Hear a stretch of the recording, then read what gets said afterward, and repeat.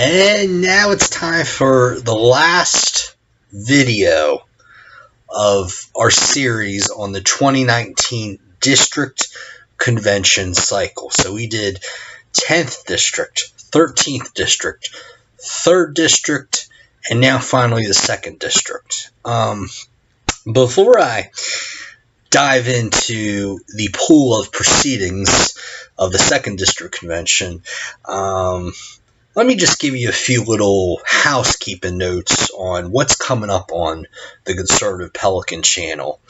After this video, I'm going to really dive in to the state convention, which is coming up in just now under, like a week and a half away now. Well, yeah, a little under 2 weeks. I'm going to do 2 videos coming up. Hopefully I'll have them for you by next weekend. First is going to be examining the vice chair race. And the purpose of that is to give you as much information as possible in making a decision on whom to vote for. My choice is Miriam Chu, but I'm going to examine the other 2 candidates as well.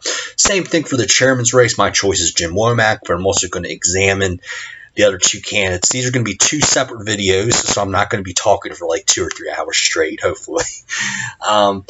After that, I'm going to be taking a little break from the I realize I still have 5 or 6 county convention videos to do, but I'm going to put those on the back burner for a little while. I'm going to any extra time I have after doing the chairman and vice chairman videos, I'm going to be doing some work on my sister channel, Gregarious Drivers of Greensboro, North Carolina, which is more of a driving videos, traveling videos, that sort of thing. Okay.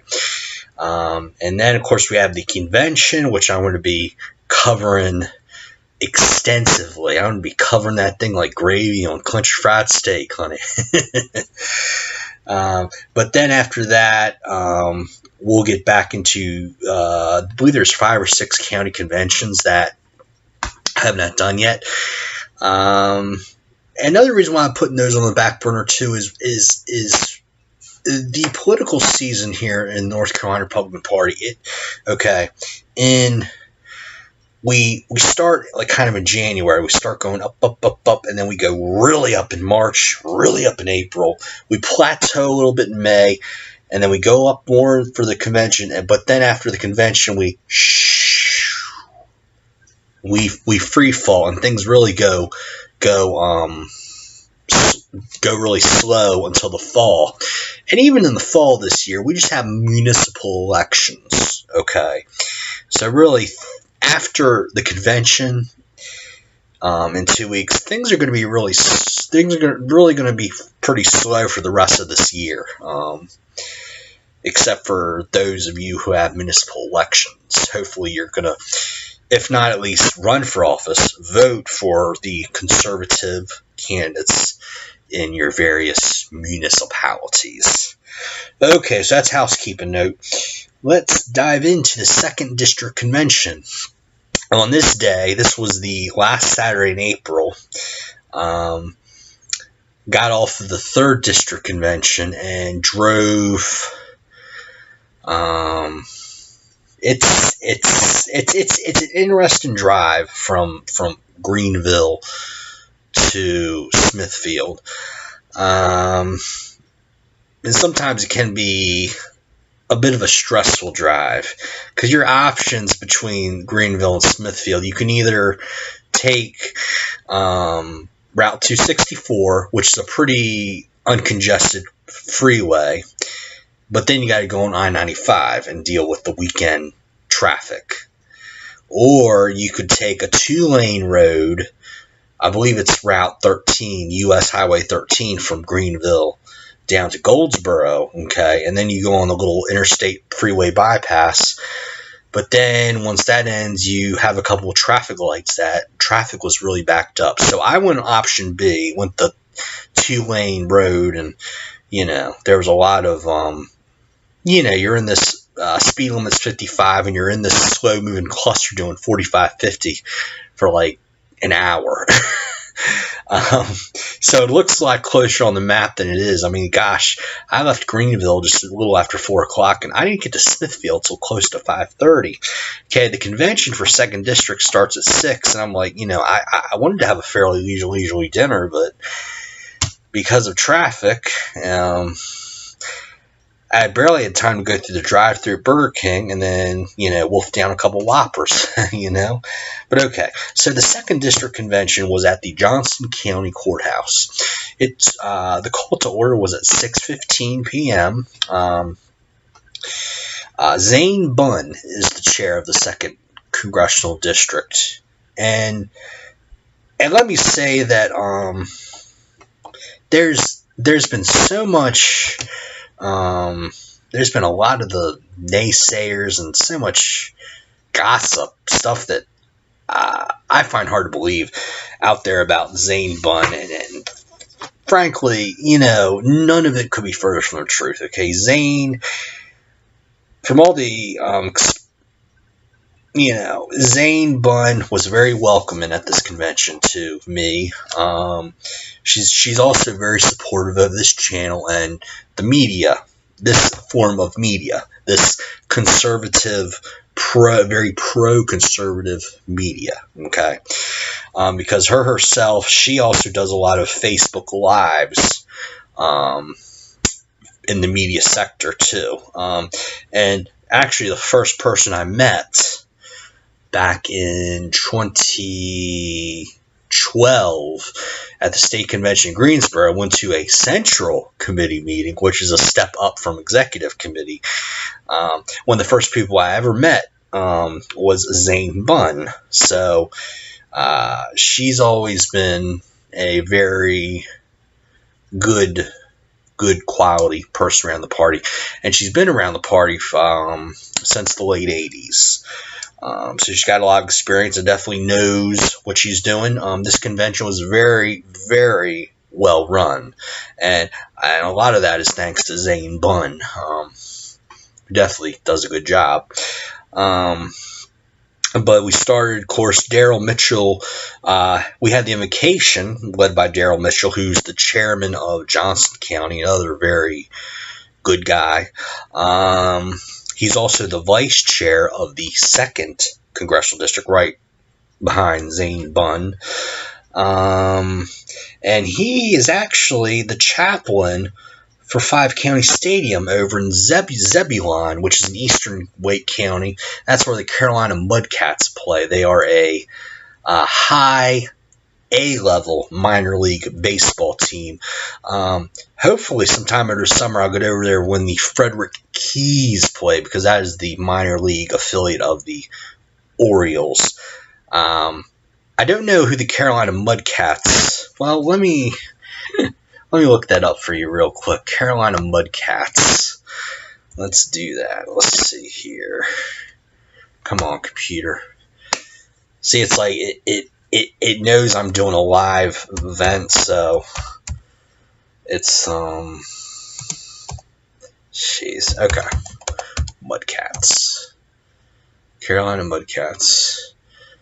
Mudcats. Still the Milwaukee Brewers. Okay. And the stadium opened, if you need to know, July 3rd, 1991. Capacity of 6,500 people. Okay. Our first speaker of the evening is Mark Johnson, state superintendent, the first and only Republican ever elected to the state superintendent position in North Carolina, by the way. He, in his 2.5 years in office, he has reduced the size of the Department of Public Instruction.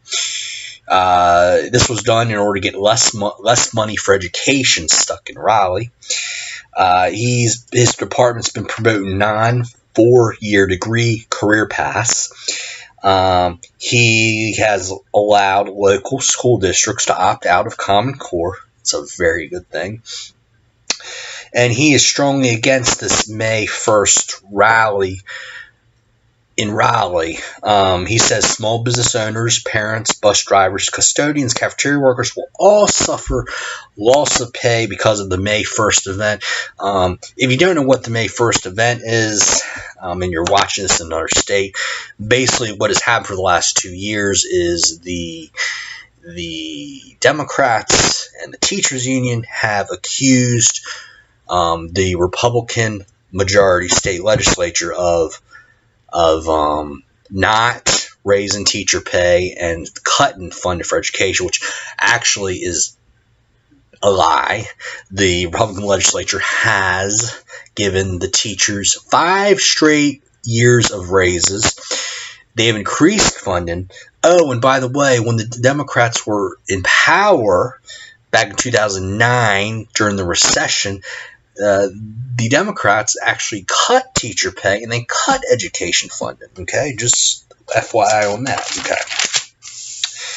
And now we go into Jim Bergen. State Senator, District 12, represents Lee and Harnett County as well as part of Johnston County. I talked about him on, I believe it was our Johnston County Convention video. Rick Horner also spoke after him. He represents Nash and Johnston County. He says, in the legislature, we thankfully have adults in charge of the pocketbook. And he says he studies the issues and he uses good common judgment. We need a lot more of that. Not so much in Raleigh, but in D.C., in Congress, that's for sure. Okay. And then we have former state senator and now candidate for the state judiciary, Tamara Berenger. I talked about her in a couple other videos, but basically for this one, she says that she has been to 3 conventions today. She started in 3rd District in Greenville, went to 1st District in Williamston, and now she's in the 2nd District. So busy day for her, definitely on the campaign trail. Then we have Angela Height, who is speaking on behalf of Phil Berger Jr. She actually told some new information about Phil Berger Jr. that I did not know. He was actually a district attorney in Guantanamo Bay, believe it or not. Also is a baseball coach, and his son will attend William Peace University on a baseball scholarship starting this fall. It's like, where in the world is William Peace University? That sounds like somewhere like in Missouri or Kansas. Actually, no, it's in Raleigh, believe it or not.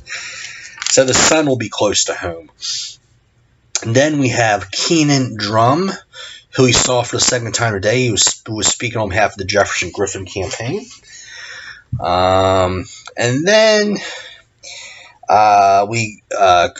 Zane Bunn showed a T-shirt that she wore last year in 2018 that had bumper stickers of all the judicial candidates, because the Republican Party has suffered so many extensive losses in the state judiciary over the last couple election cycles that it is imperative that the state party do anything they can to get out the word on who the conservative judges are. And Zane Bunn really showed a very good example of how we can get the word out on promoting judicial candidates by wearing a T-shirt of a bumper stickers of all the conservative judicial candidates. She also talked about Justice Paul Newby and the Newby 9. Donate $9 to each judicial candidate. You know, because there's some people out there, yeah, they can give $100,000, $500,000, $1,000 every candidate, but a lot of us are blue-collar conservatives and can't afford that. But, you know, many of us, most of us, I would think, can donate $9 to each judicial candidate of the judiciary. What's that? Probably like less than $100. Not too bad. Then we heard from the Johnston County Register of Deeds, Mr. Craig Olive. He has served as Register of Deeds since 2002. Then Robbie Davis, chair of the Nash County Board of Commissioners. Okay, in 2018, they became a GOP majority for the first time ever. Now they have a 4-3 Republican majority in that county. By the way, Robbie Davis has been on the Board of Commissioners since 2002. Then we heard from Michael LaPaglia, Secretary of State candidate. And then we heard from John Ritter, not the actor, but the lieutenant governor candidate. And he told an interesting story here. He said, Grandma was a tobacco farmer, and she raised her whole family on her own because her husband died when she was just 34 years old. Grandma also went to school to get a degree in accounting while raising a family. Very impressive. But Mr. Ritter said he loves this state, and when he was driving over from Greenville to Smithfield, he probably took the same route I did, because I noticed and he noticed there were these neat rows of crops that were growing in Johnston County. Okay. Now the big man in not literally but more figuratively for District 2 is the Republican Congressman George Holden. George Holden is what I would consider to be a quality congressman. He is not as conservative as Mark Walker or Ted Budd, but he is also not a rhino like a Patrick McHenry is. Congressman Holden's conservative review and heritage action scores are usually in the low to mid 80s. And this, of course, being 0 is you're a socialist and 100 is you are conservative on every single issue. So he's conservative on most, 80% of the issues, which is pretty darn good. But Congressman Holden, he has this reputation as a good quality congressman, but his personality is more, he's very introverted and, really likes to kind of work behind the scenes and be by himself a lot. A lot of congressmen are very busy too. They can't always attend these district conventions. But he sent a written statement, basically said thanks people for coming out to the convention, and he has apparently him and Chairwoman Zane Bunn are talking about having a summer event with 2nd District members. Okay, now we go into our state inter-party candidates. First up, John Lewis for NCGOP chair.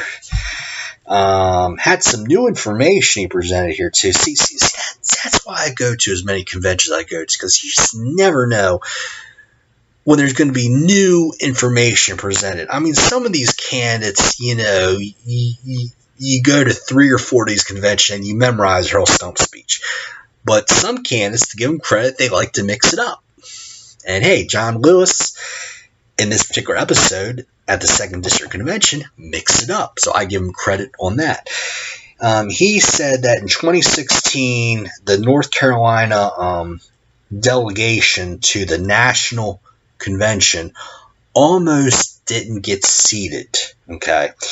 But him and Tom Stark, who passed away earlier this year, him and Tom Stark worked with RNC leadership to get the delegates seated. And then he said he's going to battle the mole, the imposter Chris Anglin, in court next week. Chris Anglin is suing the party over lack of data access.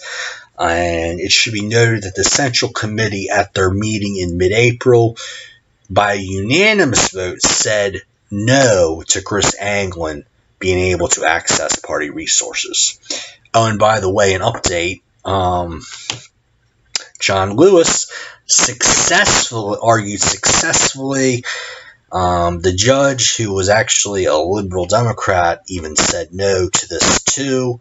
So Chris Anglin will not be able to be a mole and an imposter and a pain in the butt to the real Republican Party, which is a good thing in our book, in my book. Okay. Then we have Sherry Lynn Womack speaking on behalf of her husband, Jim Womack. Okay.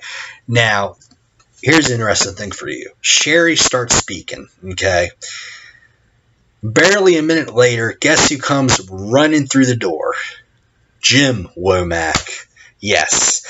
He says, look, traffic was terrible on his way over, especially from coming from Charlotte. He was already at 2 conventions that day, the 9th and 12th. But after 2.5 hours of driving, he arrived. And this says a lot about who Jim Womack is as a person, okay? He is really 100% committed to the state Republican Party. He really, really is. Because after going to 2 conventions that day, he could have gone home to Sanford, because Sanford was right on his way home from Charlotte. But no, he decided to drive another 30, 45 minutes over to Johnston County just to go to another convention and meet with more people. Okay, he he could have just mailed it in after 2 district conventions. They said, Sherry, honey, you got this. But no, he said, he came in and just, and spoke. And that to me really says that he's very dedicated for this job. That's a big reason why I think you should vote for him. In Concord on June, it's that second Saturday in June, whatever that date is. But Jim Womack says he's going to make a full-time commitment to the party. He lives only 30 minutes away from GOP headquarters. He had a Democrat be his top fundraiser in 2018 by raising $20,000 in a gun raffle. He says, the first thing you got to do with Democrats is you outwork them, and then you find out that they work for you.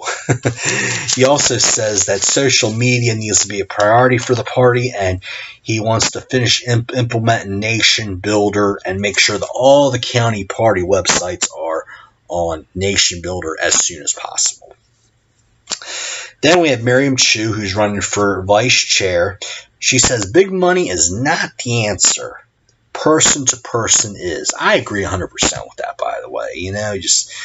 The party sometimes gets so carried away with chasing donors around that we forget about the grassroots and precinct organization. And then Cordell Welsh, speaking of precinct organization, she goes on to say precinct chair organization is the bypass to the liberal media propaganda.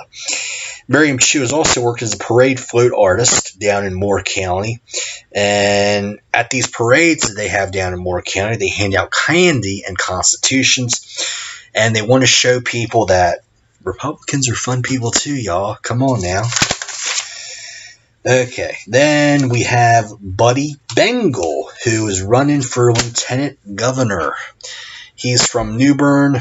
He got a degree from Quinnipiac University in business management, started a sports entertainment company, and he is owner of the Morehead City Marlins, which is a collegiate summer league team. He manages Bengal Hospitality.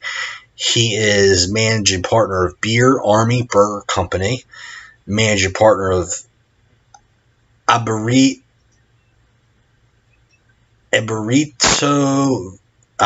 some sort of wine bar, Lawson's Land and Cafe, Baker's and Baker's Kitchen.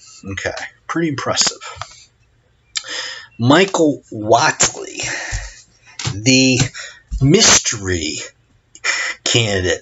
On our YouTube channel, we have an Unsolved Mysteries parody of who in the world is Michael Whatley. He keeps saying we need a reset in Raleigh. Okay, we do, actually. I agree with him on that. However, the way he campaigns on this is he said, well, we need to win this race. I was like, duh, we need to elect as many Republicans as we can. He never gives specifics on what he wants to do, like Jim Womack and John Lewis do. his campaign just he's ever I hear him speak, I want to go to sleep. I'm sorry. I know that sounds harsh, but he just doesn't bring any fresh ideas. He's just another, somebody from the RNC. He wants to try to hijack our very grassroots friendly party and turn us more into Florida, which is a top-down party. Okay. But he did say that he wants to have an early voting program. So that is one specific because 50% of all votes are cast by election day. And he also wants to invest in database training.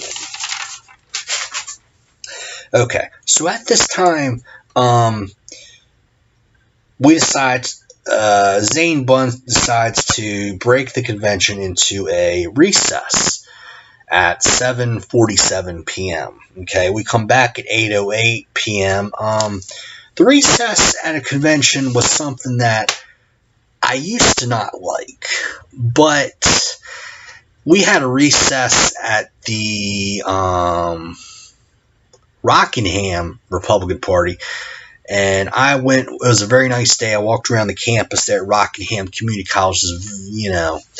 I came back very refreshed and more engaged and in tune to the convention proceedings. Okay, so I think a recess is a good thing now.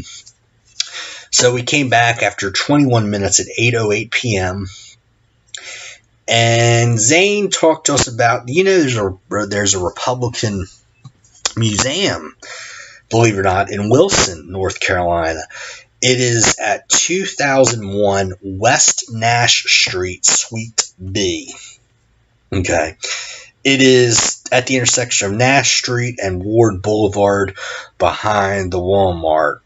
So it should be very easy to find because all that information I just told you about. I've not been yet. I want to go.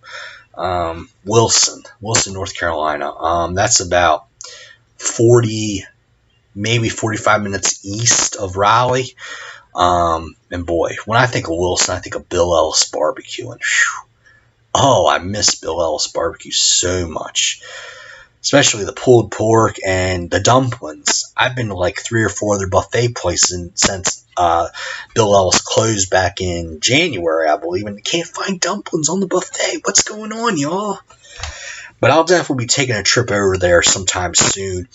But I'll have to go to probably Gardner's Barbecue in Rocky Mount now to get that barbecue buffet experience. Because there's nothing in Wilson that has a barbecue buffet unless you want to go to Golden Corral, which is a chain. Golden Corral is very good too, but they're just not as good as your mom and pop buffet places, I should say. Okay. So we continue with statewide candidates. We have Anthony Street from Brunswick County, who is running for state auditor. And then we hear from Roger Farina, who was running for DCCA chairman against Kim Cotton West. Okay, and Farina, him and Carolyn Justice had an interesting talk a few years ago, and Roger is from the New York City area. He's a huge New York Islanders fan, and he's going to be he was tailgating.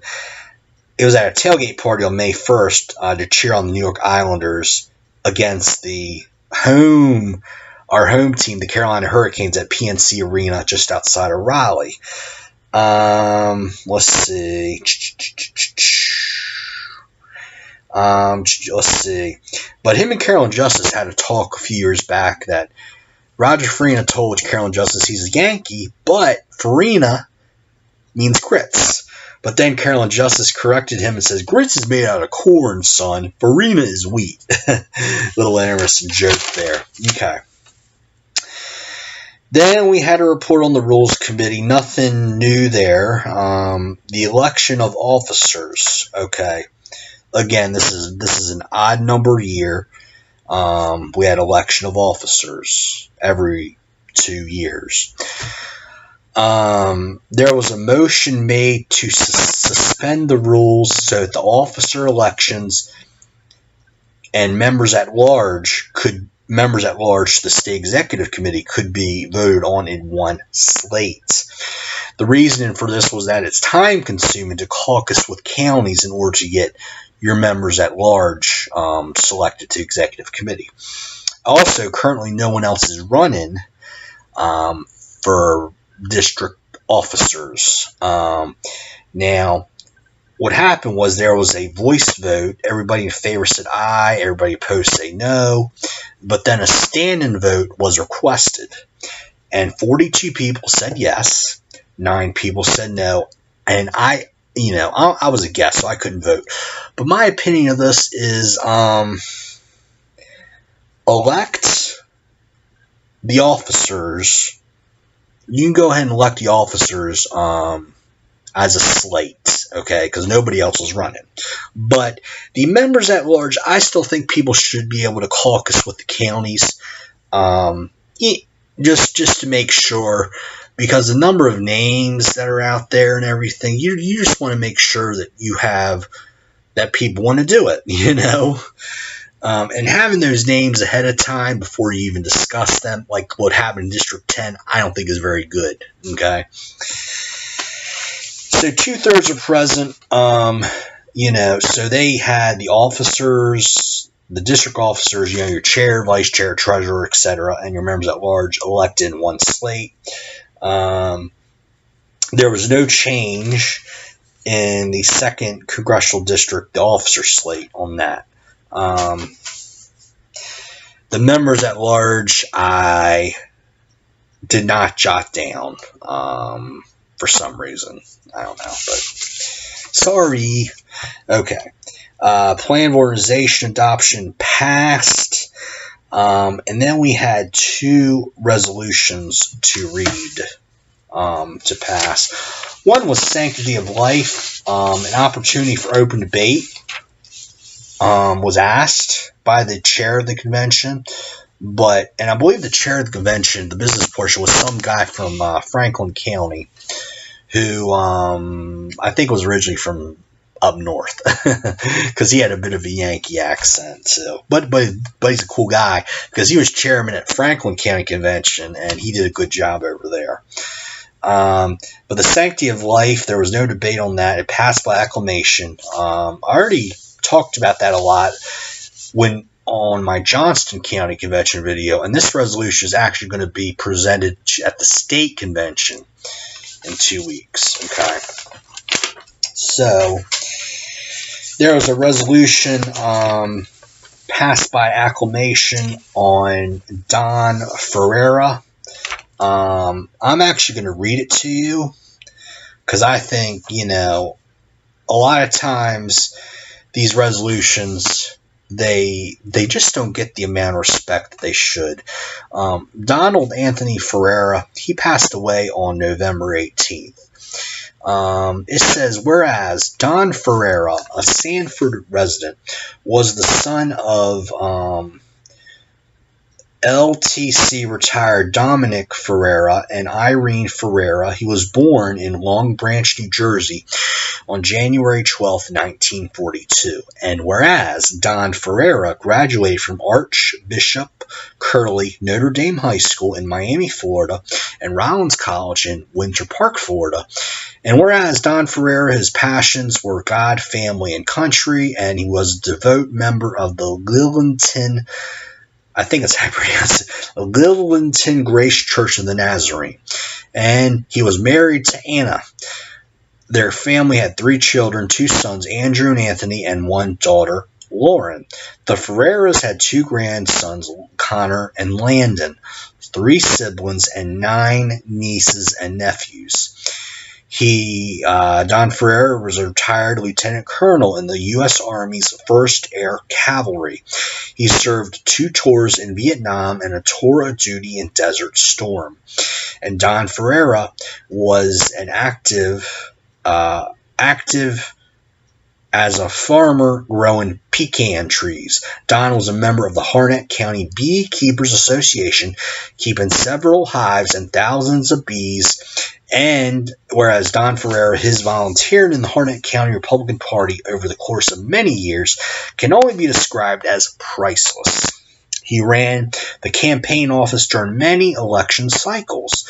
Don diligently trained new volunteers to be better grassroots activists for the Harnett GOP. His efforts were paramount and allowed for the continued success of the Republican Party in the county, state, and country. And therefore, be it resolved, the Harnett County Republican Party in convention assembled honor the life, service, and memory of Don Anthony Ferreira. So this was presented first at the Harnett County Convention back in March, and the 2nd District Resolutions Committee met and decided to pass this on to 2nd District Convention, and then it passed there too. Okay. Almost done here. Credentials Committee. Oh my gosh, I almost forgot about that. Okay. Franklin County. Very impressive for a fairly rural county. Had 15 delegates. Harnett County, a bigger, more suburban county, had only 7 delegates. Johnston County, a little bit bigger county, only had 5. Nash County, fairly democratic and rural county, had 5 delegates too. Wake County, no surprise here, 33 delegates. Wilson County had 2 delegates. That's Jim Hunt country, so it's very tough getting Republicans out of Wilson County. The grand total was 67 delegates. The quorum was set at 34. And attendance-wise, it was a little low, but this was a Saturday evening, okay? And there was plenty of room. Like, one side had all the delegates, the other side had the guests. There was plenty of room for everybody. Plenty of parking space, too. This Johnston County courthouse is a very, very, very good venue to have a political function, in my opinion. Okay. Members at large for the State Executive Committee. The 2nd Congressional District gets to pick 24 members. And these members, they cannot be a county chair or vice chair. They have to be somebody else. But Franklin County gets 2 members. Harnett County gets 3 members. Johnston County gets 4 members. Nash County gets 2 members. Wake County gets 12 members, obviously, because of Raleigh and everything. And Wilson County gets 1. Okay. And then, and this members at large, I don't think I talked about this yet, but the way they figure out how the counties get their members at large for the State Executive Committee, they take the number of registered Republicans in that county. So let's take Wake County, for example. They have 93,694 registered Republicans, okay? And the state plan organization says for every 8,000 registered Republicans you have in your county, you get 1 member, okay? So when you divide 93,000 by 8, 8 goes into 93 what? It goes in 11. Let's see, 11, and then you have another 5,000, 6,000. So you round it up, so you get 12. That's how you get 12 right there. A few years ago, there was a proposal. In my opinion, it was a very awful proposal to change it from the makeup of the State Executive Committee from 1 member at large per 8,000, bump that to 1 member at large per 12,000. Fortunately, that it was presented at convention back in, it was about 2 or 3 years ago. Fortunately, though, they decided to refer that back to committee, which means that it could come up again, but usually when something gets referred back to committee, committee is a fancy word for black hole. So in other words, it is now in this black hole. It could come up again, but odds are it's very, very unlikely that we're going to see that for a while. And my problem with bumping the threshold from 8,000 to 12,000 is you shrink the size of the executive committee and you have less activists like yours truly who could serve on the executive committee. Less people can serve. Less people means less opinions, less input kind of thing. It really makes the party from bottom up to top down. And that's a terrible thing in my opinion. Okay. Then we have a couple more things. I'm almost done. Okay. A report from a Wake County Board of Elections member. He says that the Board of Elections, they really got to step it up for the municipal elections and also the 2020 elections. This member, I did not get their name, but they are the Republican member on the Board of Elections committee there in Wake County. They said they're really going to strongly target North County and South County for the early voting sites because that is where most of the Republicans live. Okay, so if you have an early voting site that's convenient to where somebody lives, chances are they're going to be more likely to vote. The Democratic members on that committee want an early voting site at NC State, which is where it's a lot more friendly to Democrats when you do that. Okay. And they're really targeting Fuquay, Varina, and Holly Springs to have their early voting sites, at least on the southern end of the county. And George Holden, by the way, when he won re-election to Congress in 2018, he won every single county in the 2nd Congressional District except for Wake County. And he only lost that by 2,000 votes. Okay. Finally, Mark Register is recognized. He's 15 years old. He got into politics when he went on a mission trip to a socialist country. And he is now a member of a teenage Republicans club. I believe it's at North Raleigh Christian Academy. Not for certain on the name, but I know it's a Christian school that he has a TARS group at. And that's always a very good thing, seeing the next generation as Republicans, because so many of the next generation get indoctrinated by teachers, professors, and even their parents in some cases with liberalism, and they never escape from it. So it's always refreshing to see the teenage Republicans and their success stories. But I have heard that Generation Z, okay, I'm part of the Y generation, millennials. Those are kids that were born from the early 80s to about the mid 90s.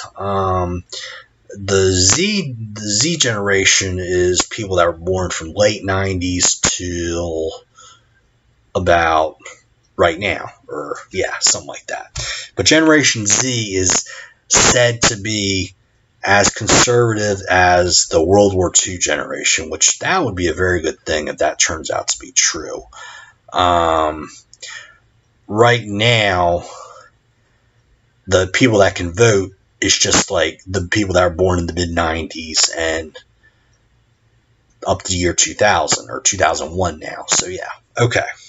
So this convention adjourned at 9 p.m., so it was just a nice, neat little 3-hour tour. I was very glad to go. It was a long day, but it was a fun day. The drive home from Smithfield to Greensboro was about an hour 45 minutes. Wasn't too bad, but still, man, I was tired when I got home, and I went right to bed.